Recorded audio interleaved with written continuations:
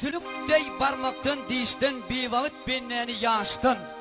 Adam zadı yan yollustan kızıl güller için kıştan ayırma diye. Allah sen sıratlardan ayırmasın deyip sulaydım bile devam ediyor. Dinleyen değil sanım toyumuz devam ediyor. Mere daha toylar kutlu olsun amcan. Toylar ken olsun.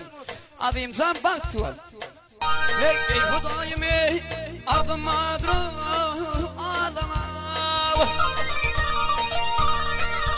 Hey ya yaradın ey ardım madru ağlama.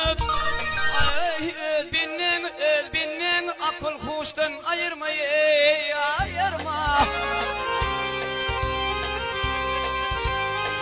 Ey isteğin muradın istensi muradın bir gün koluna ey adam vardı yan yollustan ey ayırma.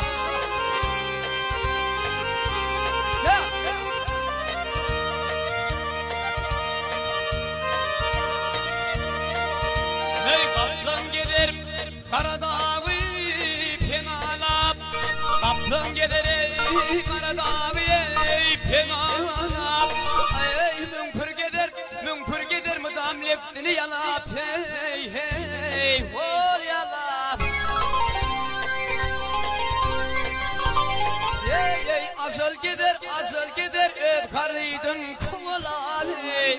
Bir vakit bindi yaştan ayırma.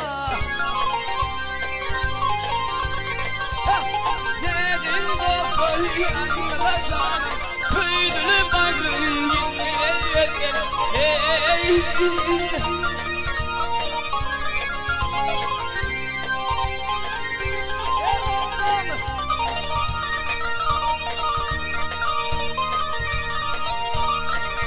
Hey ya yerinde aydın olmadı, sağ olmadı. Ya yerinde aydın olmadı, sağ olmadı. Hey arvat karı kimpirmin birin tepeyik olmadı. Hey hey kıyık olmadı, ay hiç olmadı.